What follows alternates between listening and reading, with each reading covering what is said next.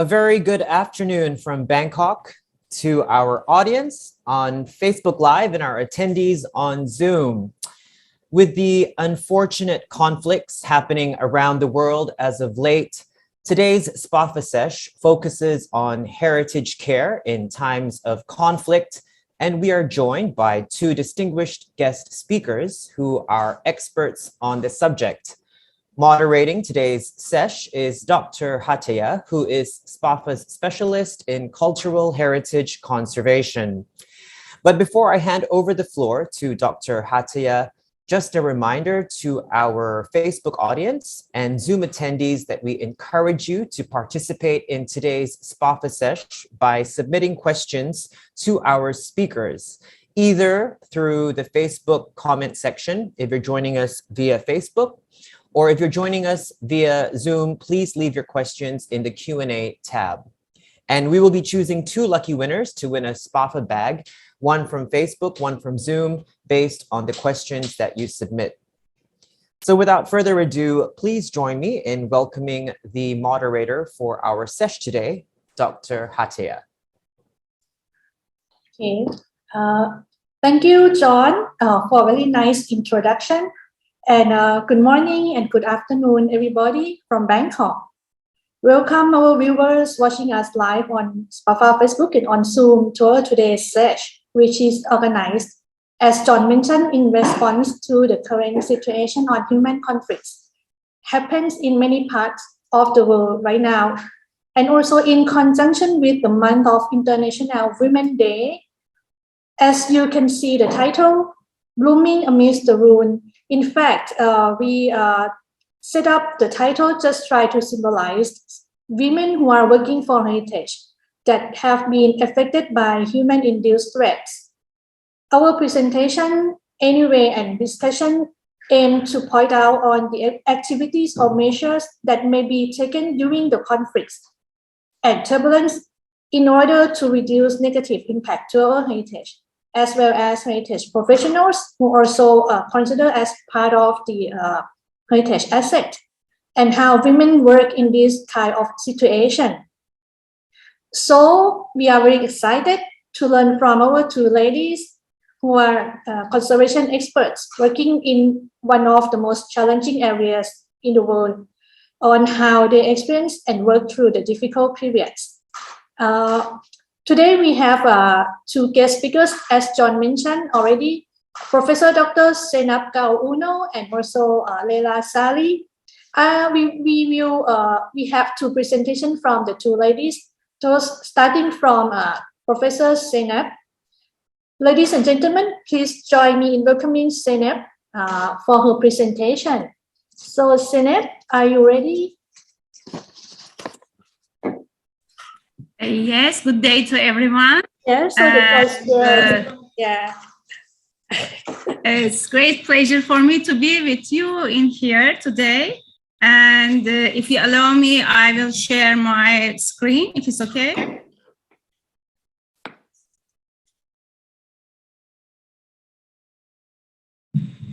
Okay, I try to be not boring. And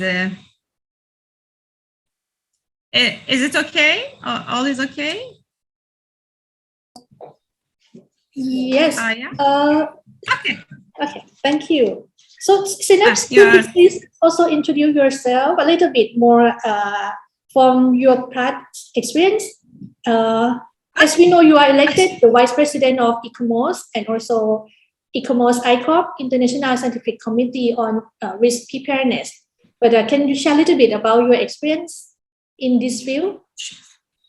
Sure. It's always, you know, the guy jump and swim in the swimming pool with lots of piranhas around and survive and go out from the pool, and they ask them that, how did you find the courage for swimming in the pool full of piranhas? And he says that, I have no idea. I just need to find who pushed me to the water. That's something like that, actually. When you work in this kind of peril areas, disaster areas, you never feel ready for that.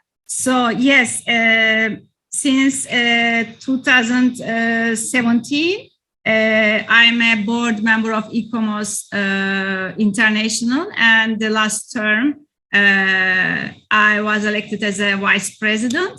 And also I had a chance to work with Hataya in the board. And before then, actually, we have a long friendships. I think it's back to Japan. And now I'm in here. In 2020, ICOMOS decided to establish a new working group for crisis response, crisis monitoring and response. Since then, I am coordinating that working group too. And in my normal life, actually, I'm a professor at the university. I'm teaching preservation and conservation in graduate and postgraduate school in Istanbul, Yıldız Technical University. I'm also joining the restoration work, not only as a project, but also the implementation.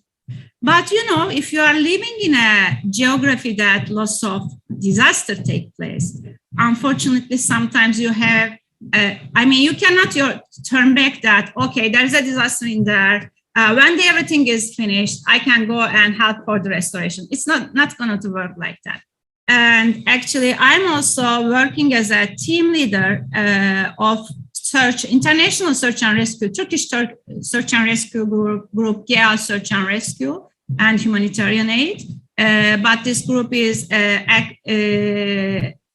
working as an international search and rescue groups. And these pictures is from very past, from Haiti earthquake. I'm a team leader, one of the team leader of this search and rescue groups.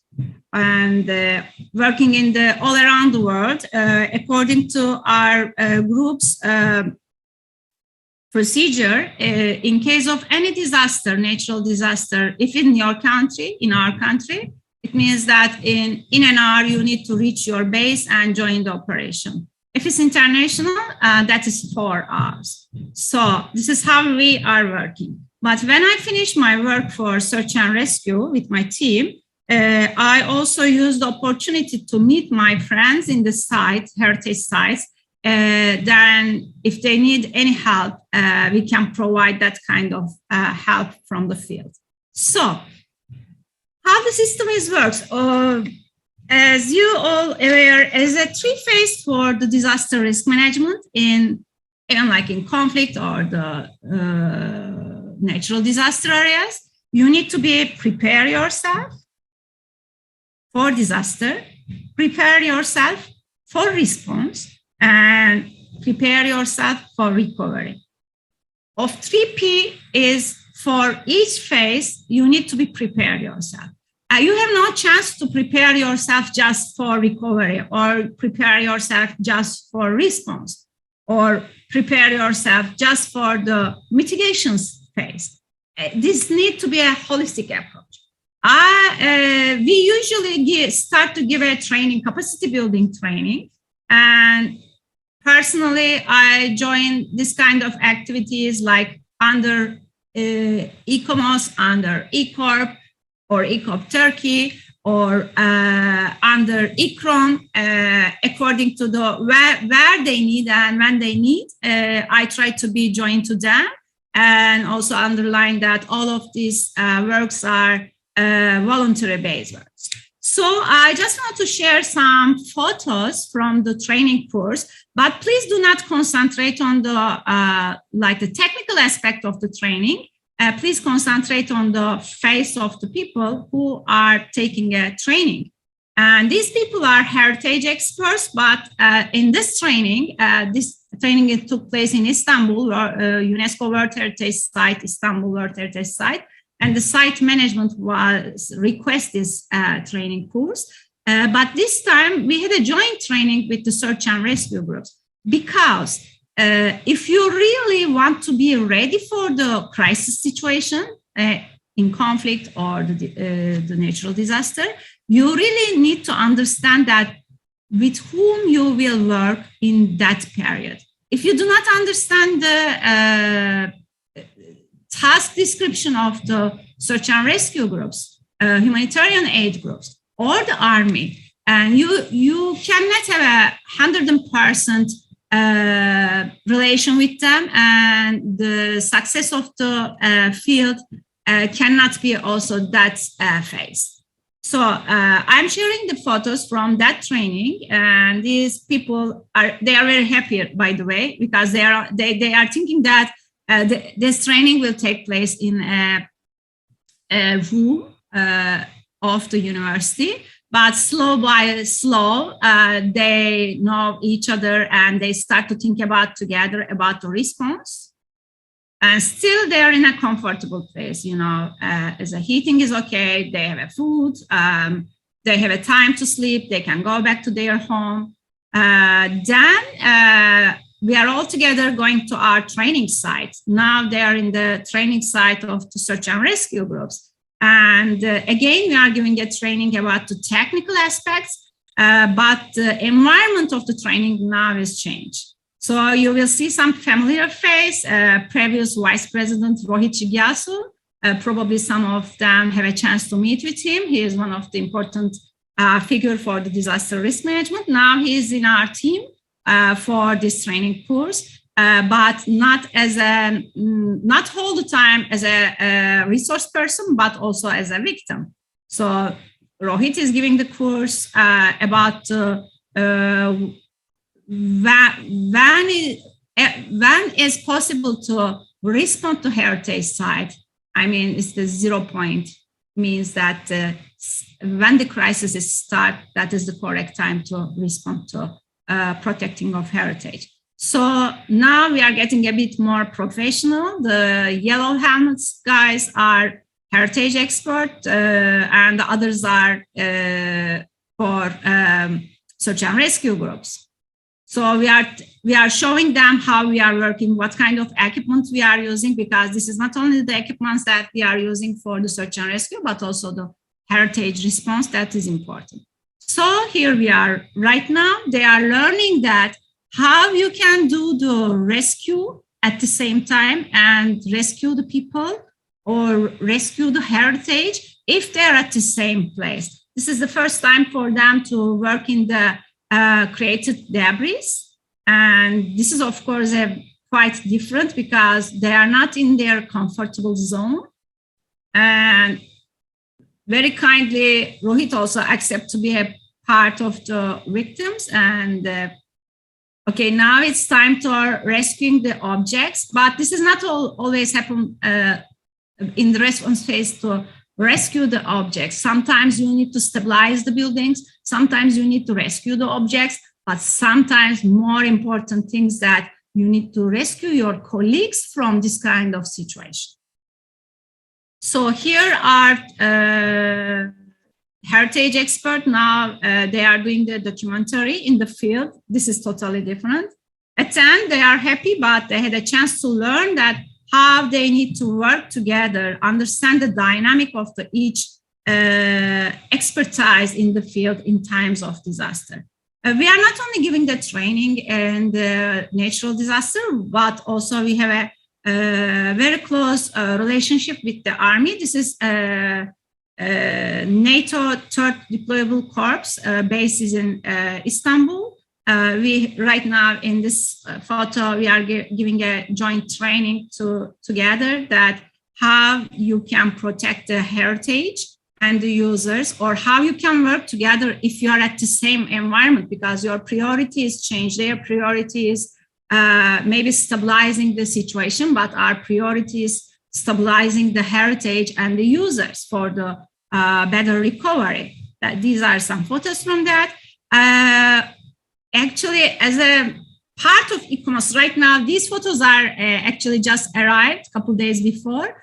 Our team right now, the president and the secretary general is in Democratic Republic of Congo. They are also giving a capacity building training for that area.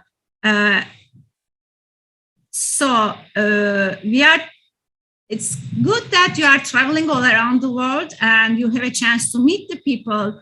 Are not the one-day heroes, they are the everyday heroes, because they are dedicating their life for protecting the heritage for their community. That's important to know each other, because from culture to culture, dynamics are changed.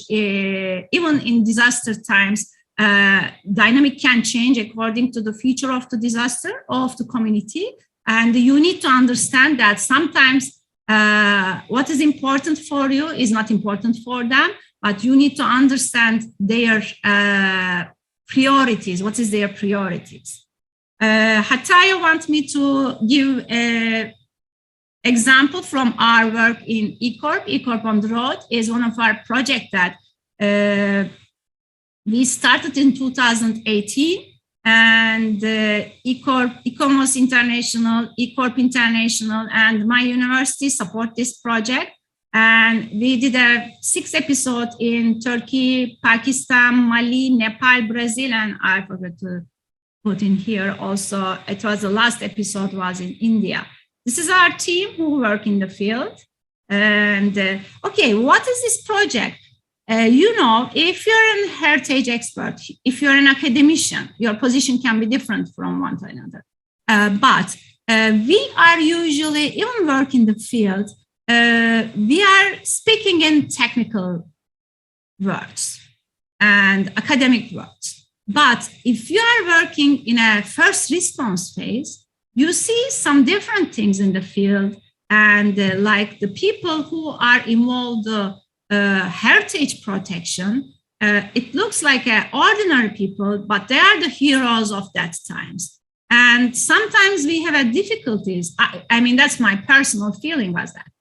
We have difficulties for express what they are feeling, how they are acting, what is their motivation. And then we thought that maybe it's better to start to think about that, how we can bring their stories and how we can bring their experience, feelings, because it's important, because at the end of the day, everything is for human. So we started the project and we tried to bring the stories from 6 different countries, how the heritage expert or the people who are using the heritage places act in times of crisis. It was very important for us to understand their dynamics. And it was very great experience for me, because each country, we worked together for writing the scenarios, and it was very important for us to bring their stories from their explaining. So it was, the first episode was in Nepal after the Gorkha earthquake. Then also we had an episode in Timbuktu, Mali after the conflict in the Timbuktu. As you know, it was an attack and their building, religious buildings was destroyed, and also the valuable, priceless manuscripts also had a damage. And this is another story that it took place in Mariana Dam disaster area in Brazil. And this is the chief, Krenak chief, is giving the information about how they are affected. Actually, picture is talking itself, because this is one of the biggest environment disaster, and it started 600 far away from this area and reached to the Krenak lands.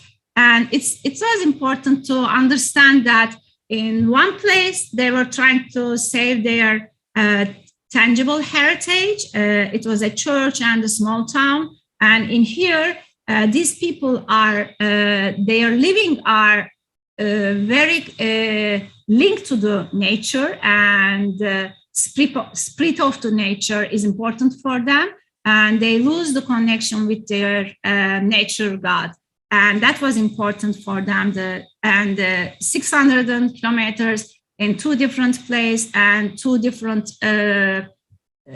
how you say that, 2 different affected community from the disaster. It is not always easy to do this kind of documentaries. By the way, you can find the documentaries in YouTube. It is free. We did all the team work voluntarily, And all the episodes are free to reach for the educational purpose. It's also important that in each episode, we meet with the young colleagues and they help us to film these episodes. That is also very important for us. And sometimes we stay in a place that, like in Mali, we had a transportation problem due to some small conflict in the area. Then we joined the ICROM, First Aid Cultural Heritage course, and we also joined to them for the training. Sometimes it's spontaneous take place, this kind of things. I think these two photos I will show maybe can give an idea. This is just after the Mariana disaster. In the Mariana town, they are trying to rehabilitate the objects who had a damage during the dam collapse. But in here, Krenak leaders' concern was more related with the. He has only the one photograph from when his firstborn child meet with the water. This water, I mean the river, Dosi River, is a mother river for these Krenaks, and it's a ceremony for them to meeting with the waters.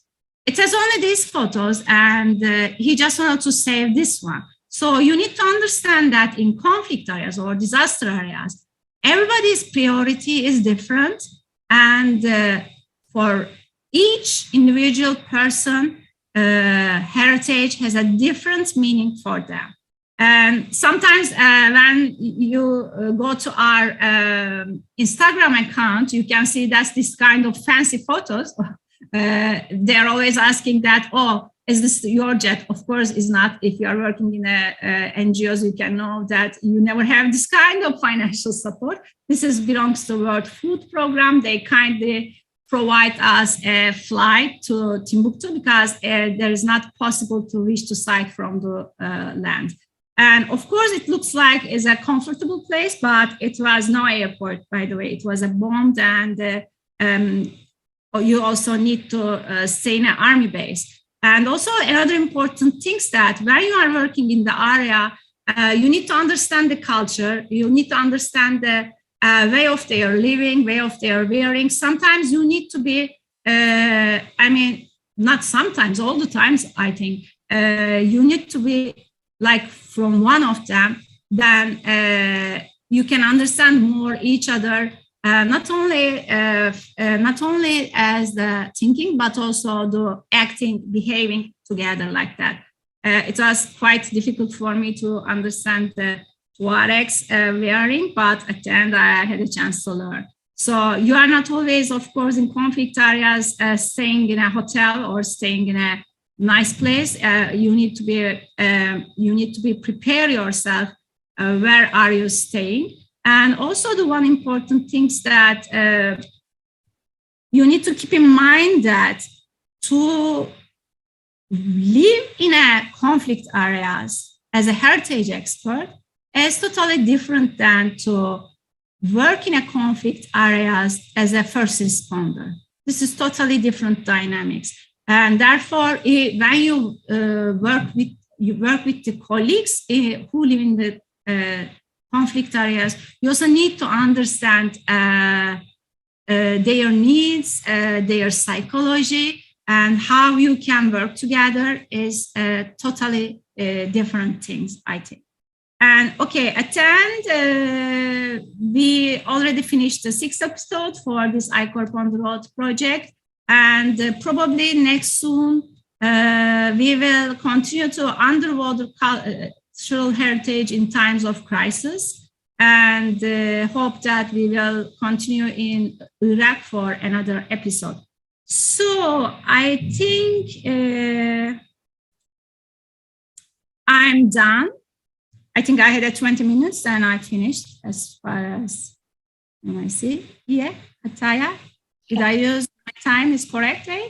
So these are my stories that you asked me to tell. And if you ask me some questions, then I can answer that. Yes, okay. Thank you, Synop. It's a very impressive presentation as always. So I think for the audience, we will let them to put the answer, the questions in the chat box, as well as the people who watch us from Facebook can post the questions on the Facebook. But we will come back again with the Q&A session after we finish the two presentations and some discussion. And so anyway, it's very impressive, Synep. And I think we, for ICOP on the road, we ever discussed the possibility that ICOP will come to Southeast Asia, and we still hope that one day we will be able to welcome ICOP on the road to our region. So for now, thank you very much. Then we will move to the next speaker, which is quite exciting and very like, how can I say, something very new for us who live in Southeast Asia to know about another story in the other part of the world. The next speaker is Leila Sali. I'm sorry if I pronounce your name not really clear. So Leila is now Mosul architectural heritage specialist, and if I'm not wrong, her background is archaeologist, right? Yeah, she served the Antiquities and Heritage Directorate of Nineveh Province as a head of a heritage unit for around 17 years. And after she completed her master's degrees in heritage of Mosul, she worked for international organizations in the field of international peaceful coexistence and recovery communities post-crisis, such as Amnesty International, Human Rights Watch, and many others. Leila has been promoting heritage as common factor for peaceful coexistence, especially for the diverse communities. So we are really excited to hear from you, Leila. So Leila, are you ready? Then the floor is yours. Yeah, thank you so much for your interesting introduction, Dr. Hataya. Good morning, everybody. Good afternoon. Thanks for joining with us today in this session. Because of a very wonderful introduction from Dr. Hataya, there is no need to introduce myself again. So if it is need later during the presentation, I'll add some further information about my work. So let me just share my screen if I may. Yes.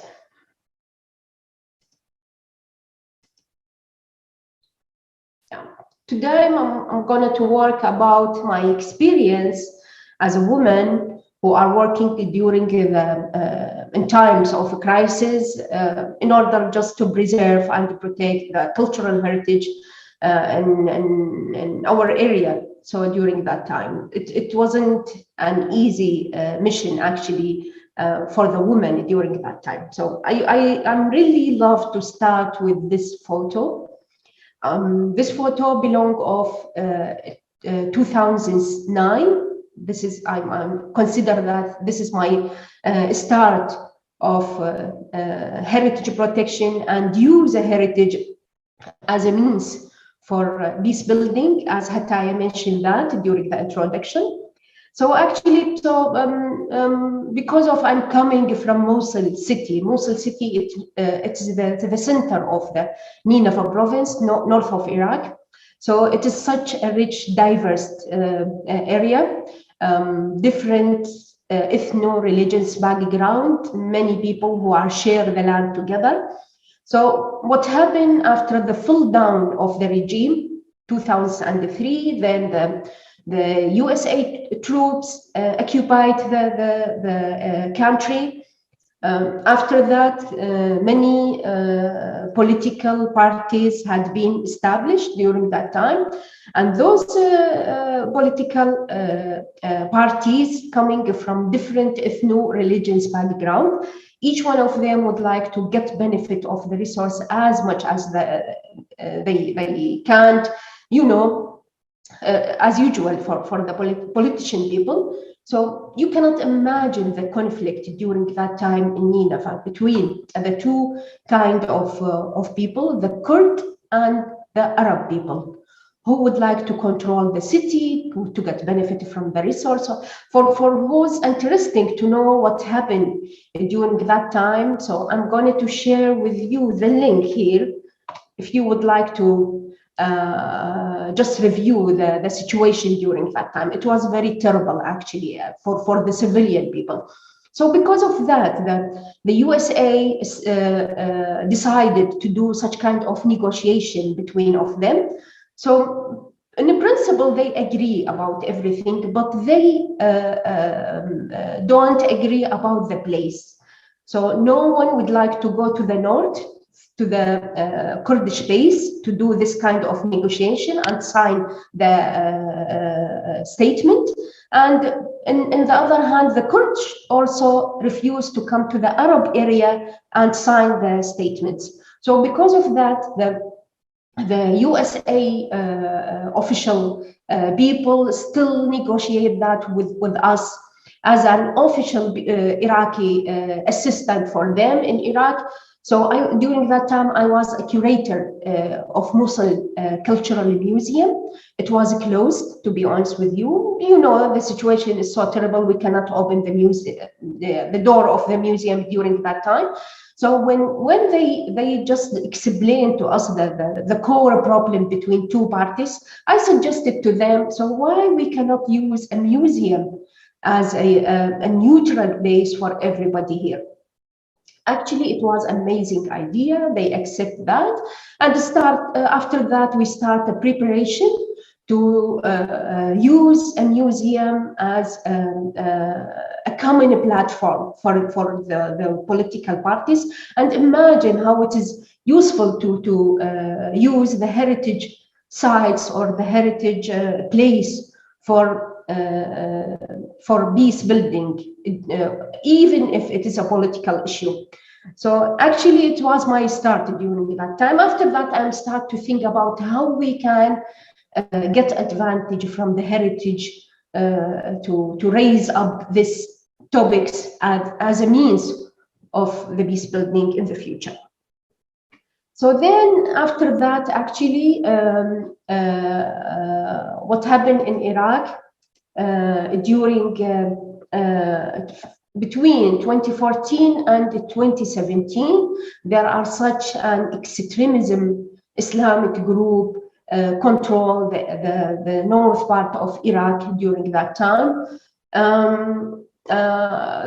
Let's say terrorist group. So because of that, many people had been affected. Millions, let's say millions of people had been affected because of this occupation.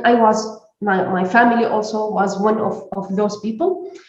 We actually enforced to leave our city and then to displace in such a safe or secure area. So we decided to choose a Kurdistan region during that time because it is a close or approach of our city, the same culture maybe, but to still nearby the city during that time. For people who didn't have an idea about ISIS, it means Islamic State in Iraq and Syria.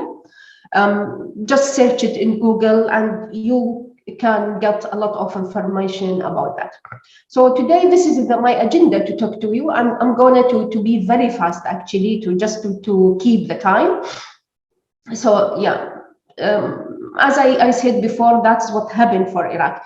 In addition of the humanitarian crisis had been committed by those groups, the ISIS, they start to demolish the heritage sites in order just to destroy the identity of people who are living in this area.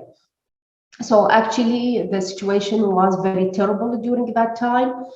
As I said, I am forced to displace my city, go to the secure area, but I'm start different work during that time. I'm start to document what happened in my city remotely. So that is what I did during that time. So imagine the Nineveh province or the Mosul city when I was live. Imagine the rate of destroyed heritage sites among of the other area had been occupied by them. So because of that, I'm start to do my assessment for this heritage site destroyed by them. So I cannot study that until I do such kind of classification to know what is the nature of destruction for each site, to have an idea which kind of involvement we need in the future. So because of that, I did my first classification. Then the Ministry of Culture adopted after that, and they published the report that I shared with them in the official website of ministry. So actually, I don't like to waste your time. As I said, this is the classification of the destroyed heritage site during that time. Some of them completely destroyed, the other of them partially destroyed. Also, the means of destruction has been different from site to site. It depends of the ownership, maybe depends on the value of the heritage site itself. Yeah, this is the classification of the destroyed area so now I would like to just stop here in this photo. So, you know, during the conflict time, so what happened for the movable and immovable heritage site? The immovable had been destroyed, but what happened with the movable heritage, the antiquities? So many objects had been stolen during that time. There are a kind of illicit trafficking waves through the neighbor countries to Europe during that time. So what I did, I'm still approach of the security forces who control the area after any liberation, in order just to find which kind of object we can salvage, how we can document them, how we can pick up them and send them to the central storage in Baghdad. The situation in Mosul was so terrible, we cannot keep them during the war or during the battle in the city. So also during the occupation of ISIS, they did an illegal excavation for some sites. And this is the result, the picture above, the result of the illicit, illegal excavation of them. So imagine here, there are a documentation had been issued. They give an official letters for illegal excavator to do the digs in the ruins, in order to just get benefit or to fundraise the source of their money during that time. So that's what happened. So after that, I'm start to documentation or to do the assessment study for the liberated area one after one. Here, what I found, it's some objects coming from Mosul Cultural Museum when I was work before. Then, so to be honest with you, so there are such mistakes had been done during the liberation process. So this two pictures had been stolen after the liberation by the people who was secure the museum. So unfortunately, but it's happened. This is the war. So also here after the liberation, because of this site, this is a part of Nimrud site, the Assyrian Empire.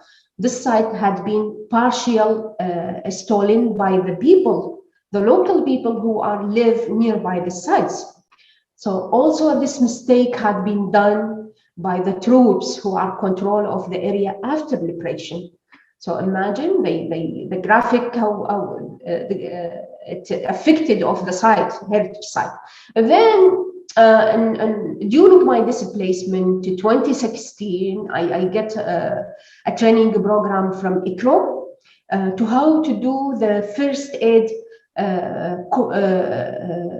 procedures for the heritage site before any involvement, or to do this kind of first aid in order to stop the risk source, then think about what we can do later. So I did this kind of first aid for Nimrod site. The project had been funded by the UNESCO during that time. So unfortunately, I was the lonely person who are displaced from Mosul. Because of that, I did this job alone. So my colleagues are still under control of the terrorist group. They cannot get out to displace them to help me. So here also I found this kind of objects. Don't think it was easy for me as a woman to work with an army or with an armed group, different armed group during that time. I was the lonely woman with these troops. As a conservator community, it wasn't easy for me, actually. Muslim, with a scarf, with military, it wasn't easy. So sometimes I'm forced to spend a night and the base of the military because of just to secure or just to salvage as much as we can, to keep this antiquities, to not have more risk under the condition of the battle. So here also I was with the UNESCO mission to check the sites after liberation. And this photo, as I show you before, Nimrod had been stolen by the local people. Because of that, I reported that to the UNESCO. It was a prompt answer from them to salvage this site. Because of that, we put this fencing around of the site, and we provide this caravan for the armed group who was protect the heritage. Because imagine during that time, without anything, the people or the army people had been used the Assyrian palace for toilet, for bathroom, as a shower. So imagine the risk after the liberation. Here I also did the assessment for Al-Hamdaniya district, and I published my first initial report to do the assessment of Christian religious heritage during that time. So also I did many, let's say, awareness session for the armed group who are protect the heritage site after the liberation, just to raise the awareness of them among of the heritage site that had been protected by them, and how it is value for them. I am trying to link the heritage site with identity most of the time, because this is the only way that we can raise up the awareness of the armed group about that. After that, the mistake will not, or the risk, let's say, the risk will not stop. Also, I was in link with the media, because the media is very important for us during that time to raise up these topics, to highlight the topics for the international donors, to do something for this site after the liberation. I also was in touch with the commander of the Nineveh province, military Nineveh province. You know, those are not a professional. They didn't know what they can do with the heritage site during the battle.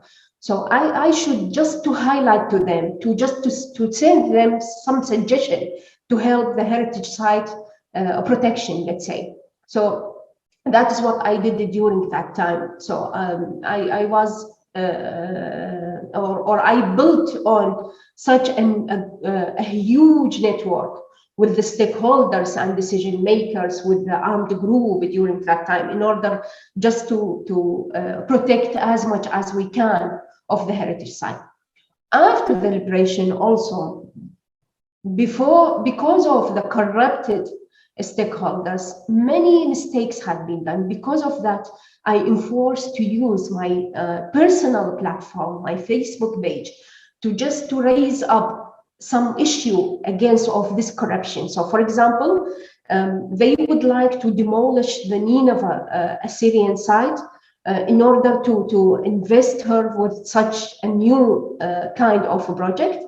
I'm just post this 4 words, and you cannot imagine the response from international people, the response from the federal government in Baghdad. Me and the other activists in Mosul city, we succeeded to stop this kind of corruption very soon. Then, as I mentioned before, it wasn't easy. So this is my challenge, not as a woman, as a human being as a whole, actually. So the security and safety, because there are many mine lands still in the area. So the multiple decision makers, so how we can deal with them. So the political conflicts also, the neglection of the local authority for the heritage during the crisis time, because some of them consider it could be such as the accessories, not an important issue. So the ownership of the heritage sites itself, it was so difficult for us.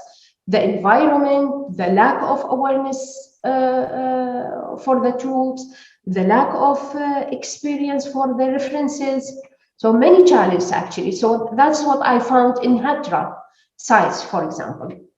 This is the lack of information. So this is those people, the armed group, try to salvage something, but it wasn't.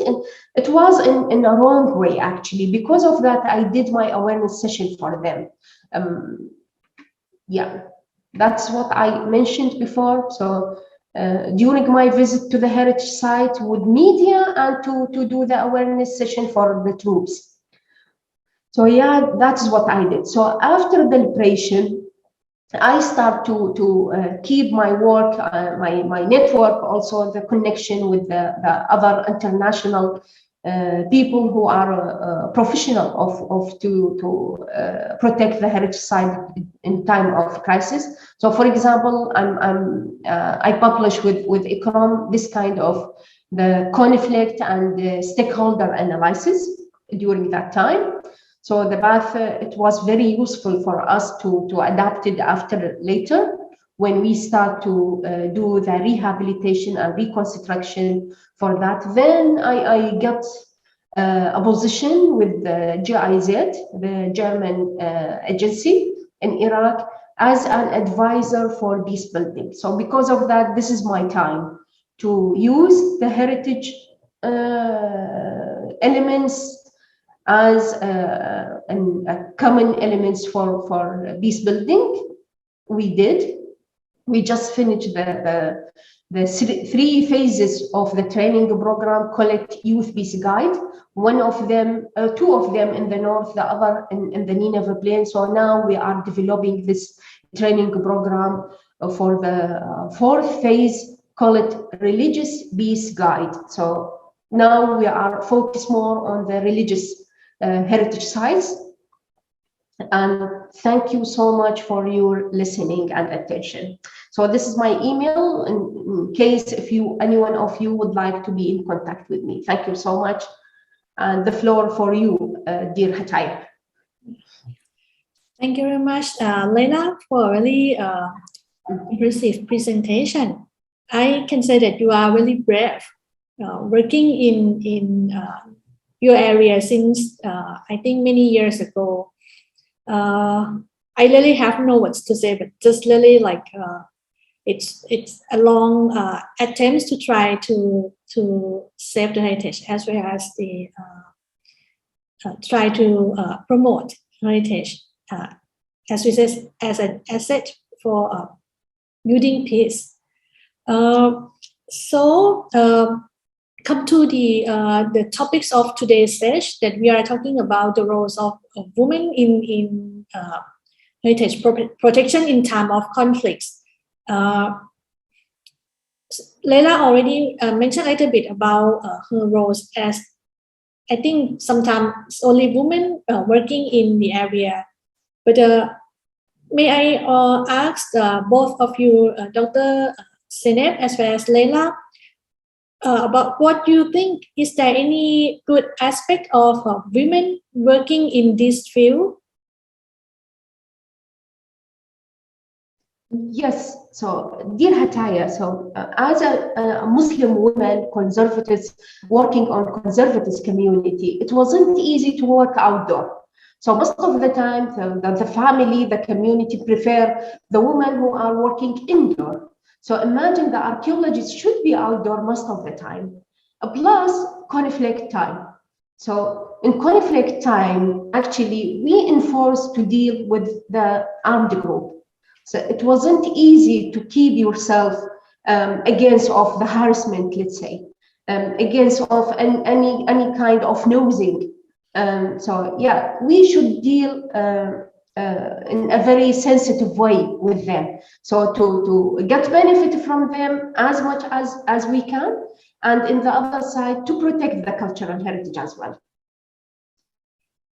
What's about you, Synopsis? What do you think?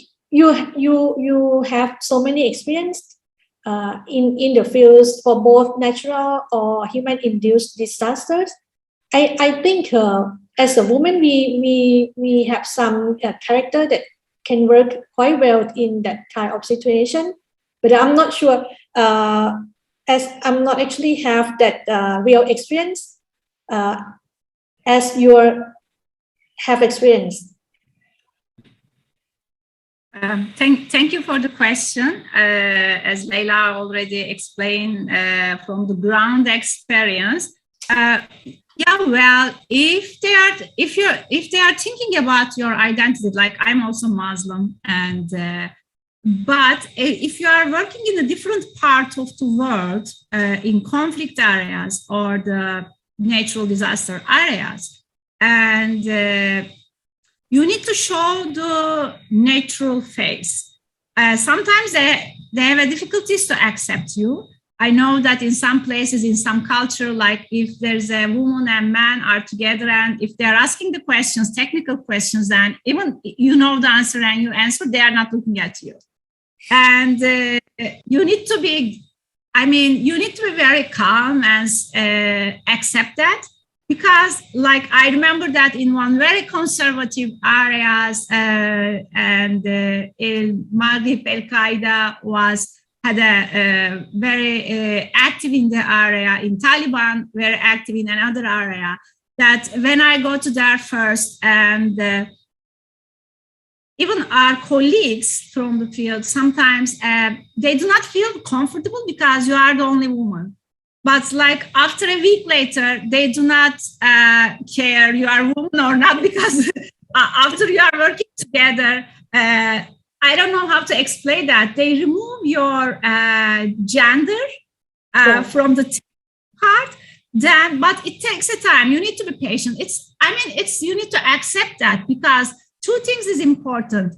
One is a different culture. You should not judge that. If you are working in the conflict field, if you have to work, if you are representing the international organization, if you have to work with them for any phase of the disaster, you need to go to there with some acceptance. Because for two things, one is the culture is different. You need to understand. The second one is you are going to the site that already traumatized. You can never estimate that what's happened in that area. And therefore, sometimes their reaction can be, feel like exaggerated or overreacted. But you need to understand the feature of the environment, because priorities are always different, because military have a different priorities. You have a different priorities. People who live in there, community have a different priorities.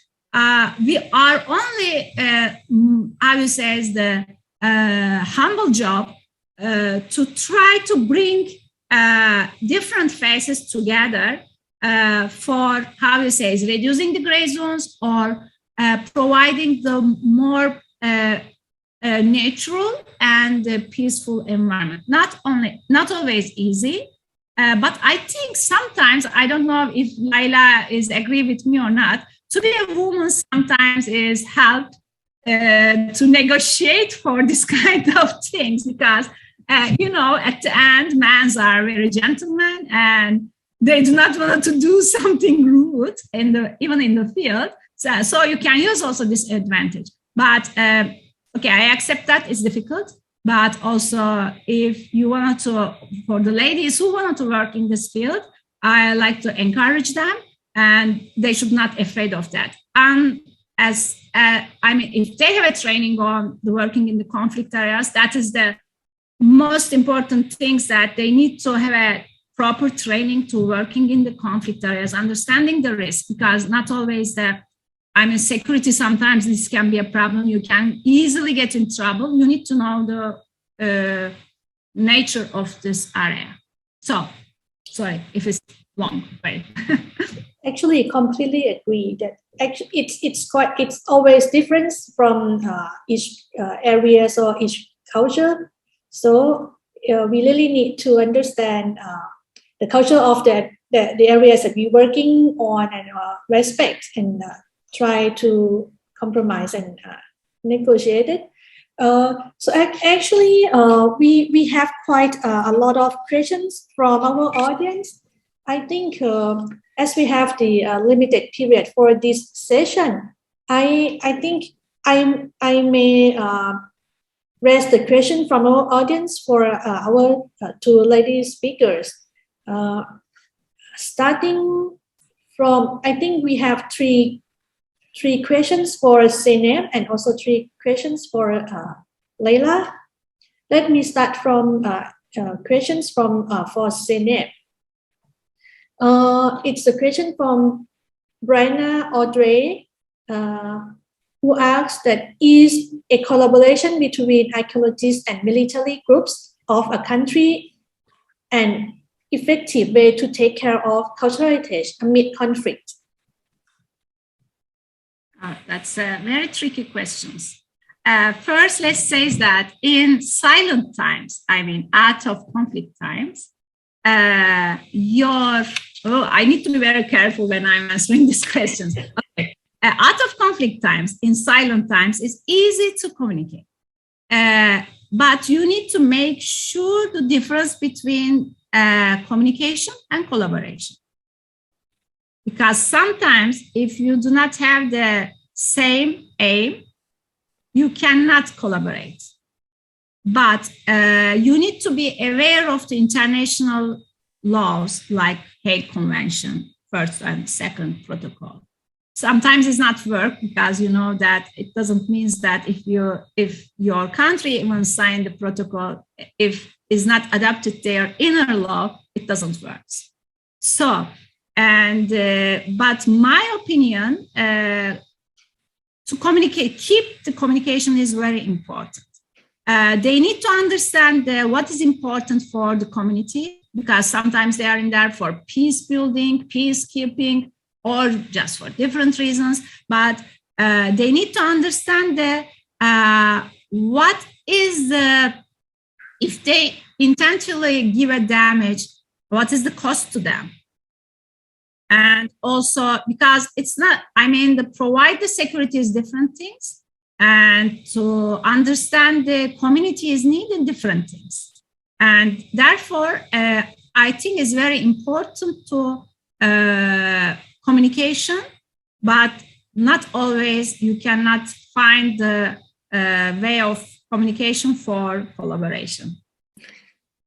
Okay. It's tricky, but at least in silent times, in peace times, if you have a like joint training or this kind of things, it helps more to understand each other. Yeah, perhaps. I can give you one solid example. Like usually, this kind of trainings explain the importance of the buildings, importance of the artifacts. But how about intangible heritage? I mean, to protect the like religious building is one thing. To provide the security to reach to that building and do your religious performance is different things. And for the military perspective, cultural property protection with this very beautiful three English words. It means that tangible. But as you know, the International Criminal Courts recently they changed their the explanation about the cultural property. Now they are using cultural heritage. It means that both tangible and intangible. That's important when you are either communication or collaboration. The military part, if they can understand this, even for them is one of the key for successful operation. Thank you, Synep. Next question. I think it's really like for your, I think ICOP on the road project, perhaps, because it's the question from Priti Sawarat. That is any program going on in India that he or she can take part? I think it means ICOP on the road. Oh, okay. If we are talking about... Is there any program still in India? Unfortunately, we filmed the episode in India, Kartarpur Corridor. It was a story about probably our Indian colleagues know the story about between Pakistan and India, Kartarpur Corridor story. And it was quite difficult to explain because, you know, these two countries had some problem in the past. And but in ICOP on the road, actually, the main aim of this project is bring the good stories, because always we have a very bad stories in the conflict, most of them. And sometimes you need to inspiring stories, how people can understand to each other, even is a different part of the conflict. And unfortunately, we finished, but I really like to come back and make one documentary for Kerala after the disaster, how they manage the situation. I can let you know that if you come back. Yeah, actually, I remember when you launched this episode, it's really touching. And is it still watched through your ICOP website for this episode? Yeah. I will give the link, and then the dear audience can watch whenever they want, and it's always open for all audience. We are also open to all suggestions for the new episodes. Okay, so I think the last question also from Brenna. What are your thoughts on the usage of heritage safe havens? Oh, safe havens is another tough questions. Thank you. Great. Yeah, it's important what you understand from the safe haven, because either can be inside of your country or outside of your country. And you need to follow the illicit trafficking and international laws related with that, because, you know, if a country feel that objects are not safe in their area, they may request the help for transportation to another safe haven. But we all know that, I think Leila is also agree with me. Usually we prefer to keep all the artifacts in their hometown. It's important. Not always help to protect at the conflict sites. So it's up to the country's policy, actually.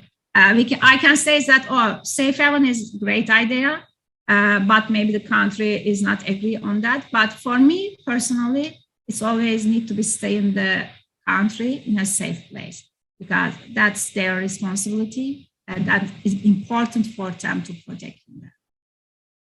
Okay, thank you, Synep. So now it's the turn of Leila.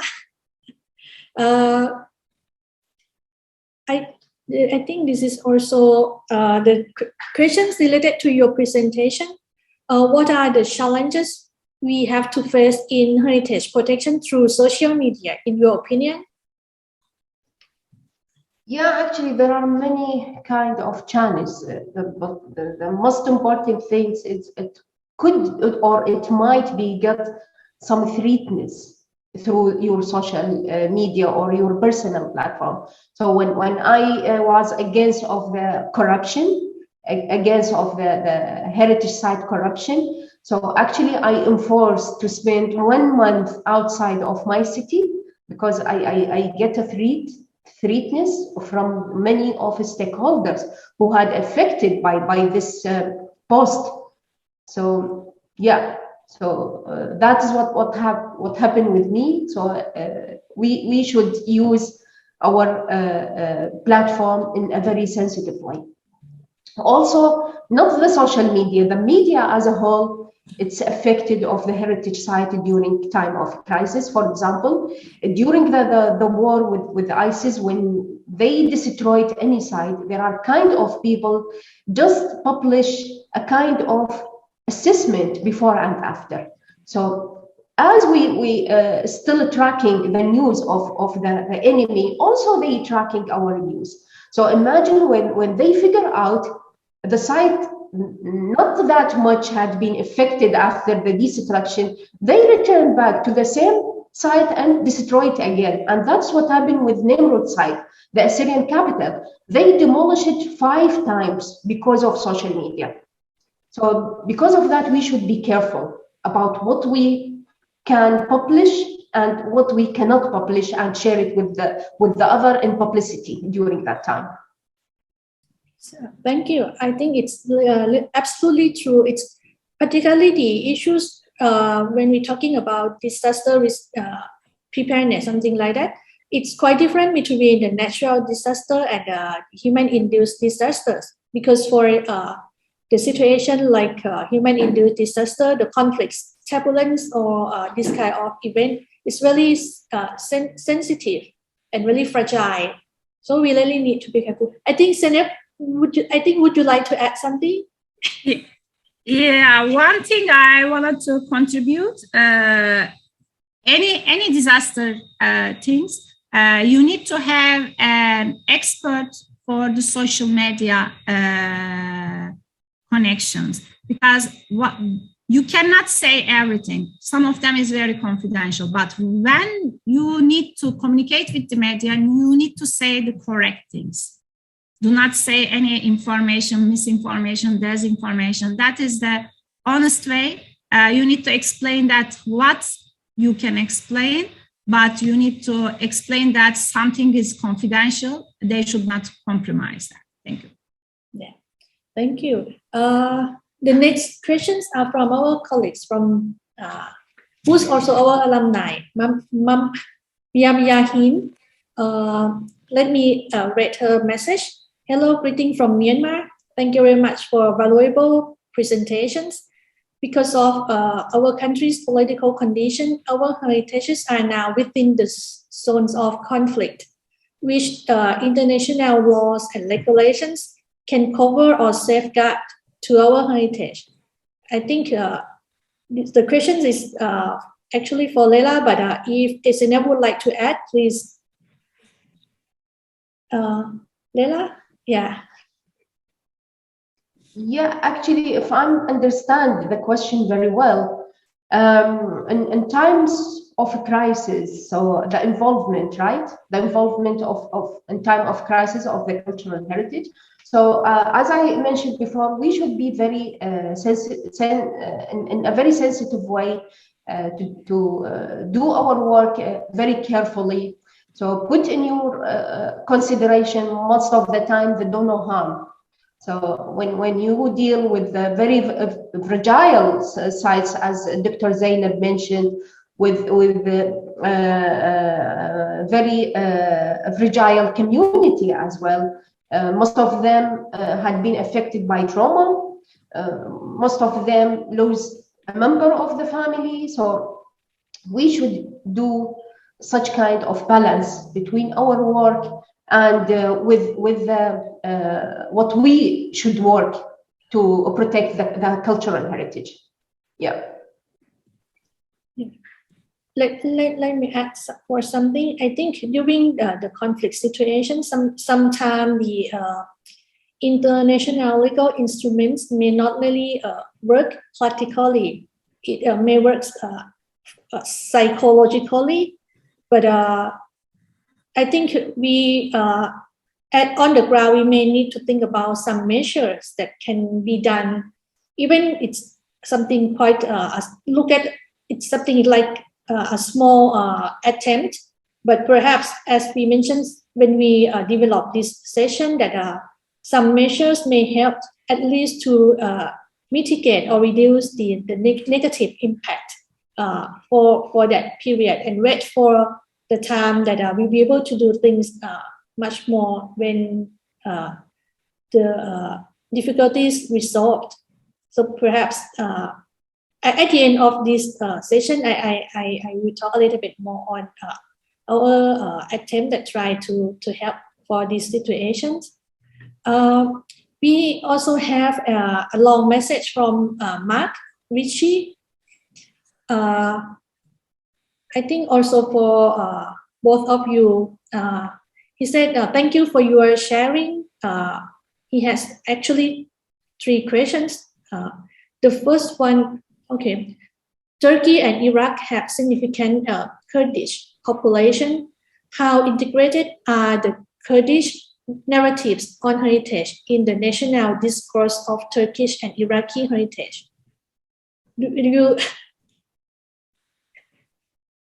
Actually, as I believe most of the time, so the heritage unify.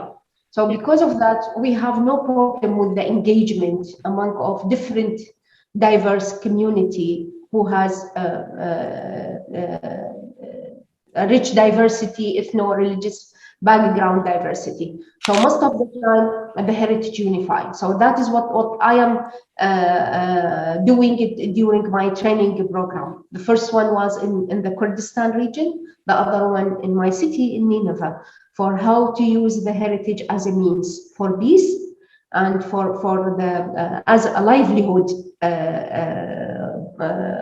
opportunity for the people who are graduated from humanitarian college, you know. So before and after the crisis, the most difficult things for the people who are graduated from a humanitarian college to find a job. So that is what we are trying to help the community about, that regardless in which ethno-religious background that they have. Because of that, most of the time, heritage unified. Would you like to add, Zeynep?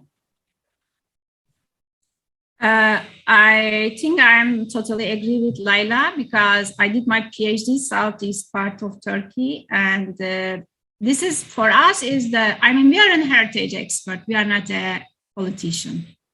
Of course, everybody have their own interests, and according to their own interests, their vocabulary is different.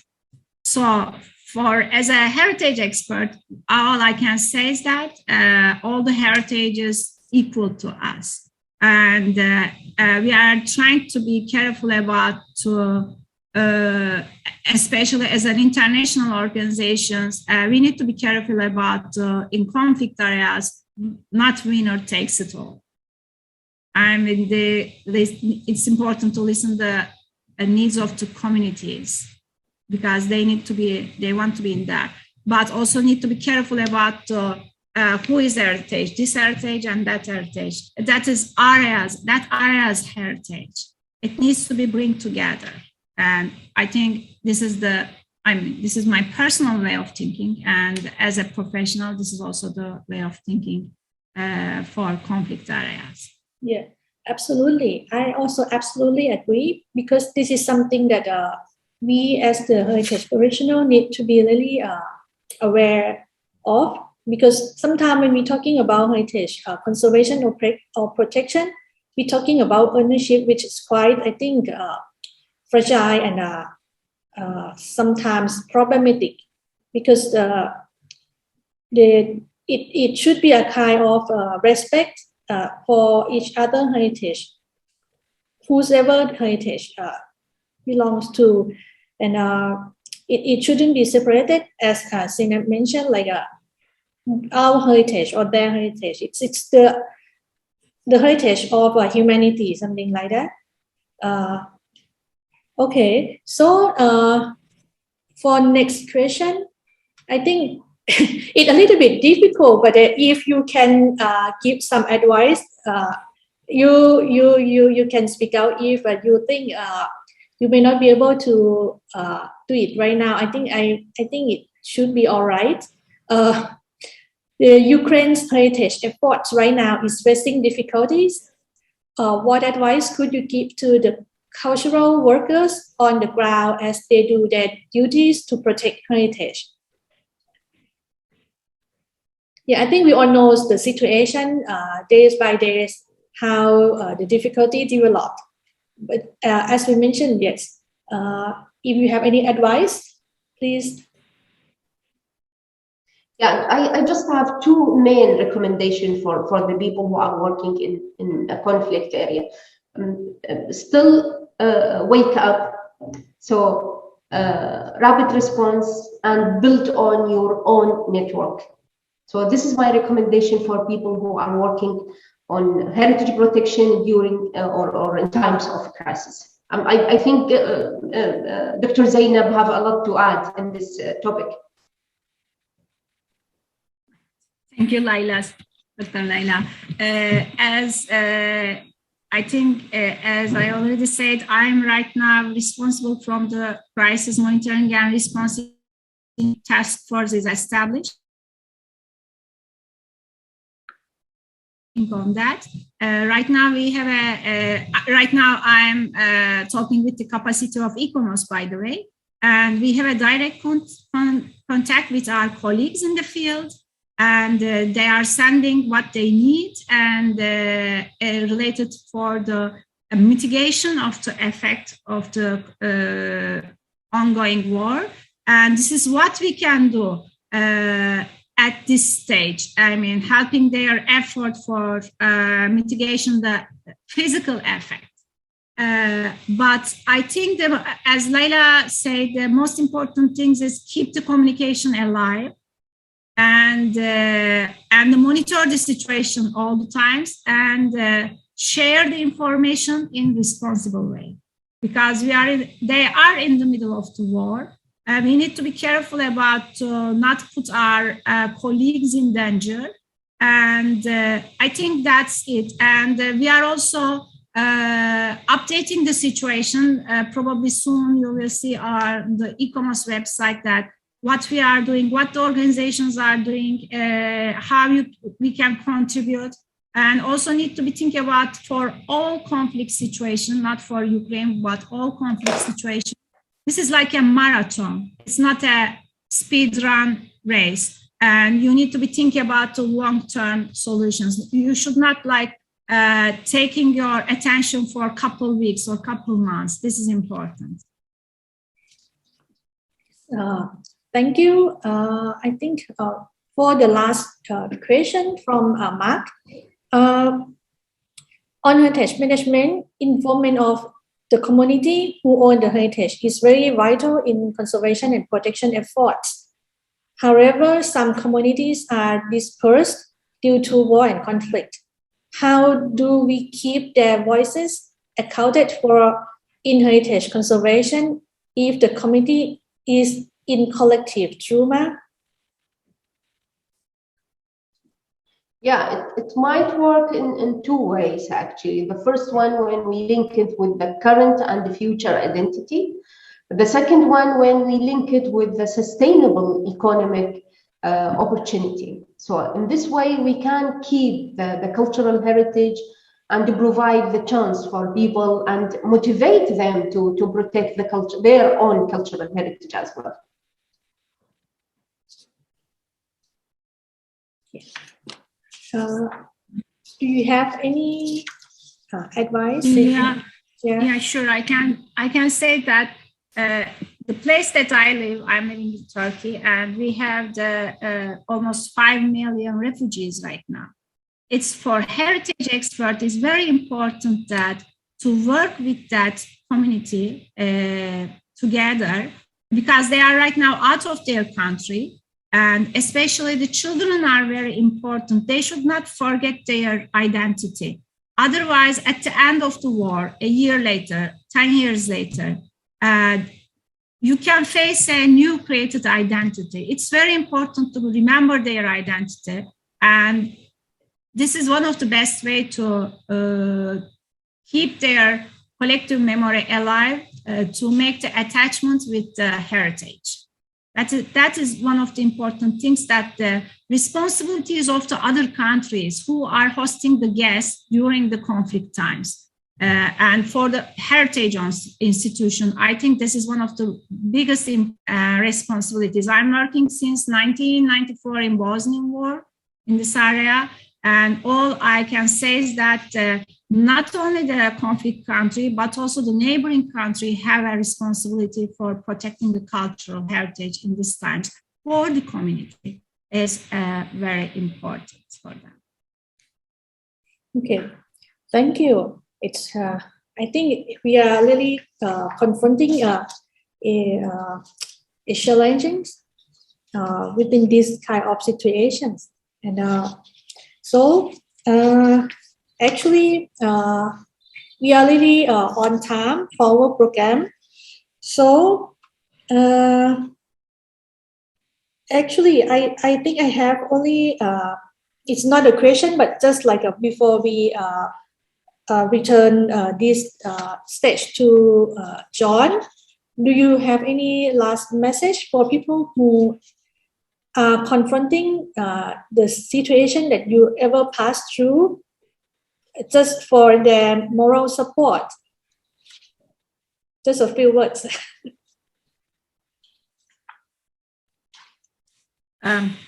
Maybe I can say that to be a witness in the all disaster site from the 0 point, it's very important that to make the people feel that they are not alone,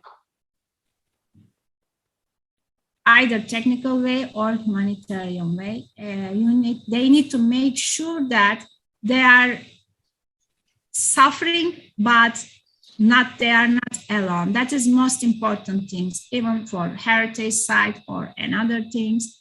And our responsibility to first and express our feeling that the priority is their well-being, and they are not alone during that time. I think that helps to fast recovery, even in traumatic times. Thank you. And also thank you for the opportunity. It's a great opportunity. Laila, Salih, I know you from all of your inspiring work, but I never had a chance to be at the same place face to face. And thank you, Hataya, for bringing us together. And I hope that we can have one episode in your country. And I think, Laila, it's already organized one in your country too. Yeah. Then both of you. I think I remember Zeynep, you were with me when Mosul was like occupied by ISIS that year. So we also share the same, I think, experience at that time. Even we are like live far away, but we were in ITC course at that time, and always heard about what happened in Mosul. But fortunately, after some years, it's really pleased to hear that now Mosul is under the recovery process, and so we think if anything we can help to renovate or to give any support. I think we all are really pleased to do so. Before we finish, I also would like to inform that just to echo what Zeynep just saying, message for our colleagues who are confronting this kind of situation, that they are not alone. So SEAMEO SPAFA also with the collaboration with the other international organization is developing a training course which will focus on the emergency response for Southeast Asian cultural heritage.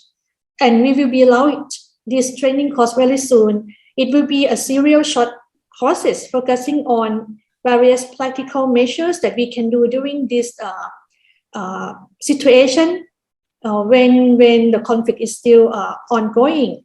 So please follow us on our website and on YouTube for the course announcement. And so thank you very much, Leila and Zeynep, for sharing your experience. We learned a lot from your presentation and your recommendation, your advice. And so hope in the future we will have you both again in our activities. So John, may I give the floor back to you? Thank you, Hatia. And thank you, Zainab, and thank you, Leila, for being our guest speakers in today's sesh. And also to our live viewers, thank you for joining us. And especially if you participated by asking questions to our speakers. And I actually have the name of our winner based on the questions that we received today. And unfortunately, we only have one winner, as we did not get any questions from Facebook, but we did get a lot from the Zoom platform. And the winner from Zoom is Mia from Myanmar. And we will be in touch with you shortly about mailing your prize to you. And if you would like to watch this sesh again, there will be a recording immediately after on SPAFA's Facebook page at the end of this sesh. And we also publish all our recordings of our sessions on our YouTube channel. So please do visit our YouTube channel. And we also have posted an evaluation link, and we would really appreciate it if you could spare a couple of minutes to fill out the evaluation form to let us know your thoughts on today's sesh to help us improve future SPAFA sessions. And speaking of future SPAFA sessions, our next SPAFA sesh will be on the 11th of April, and it is titled The International Museum Day, the Global Museum Movement and the Power of Our Communities in Shaping Our Part of the World. And the speaker for that sesh is our returning guest speaker, Dr. Anna Labrador.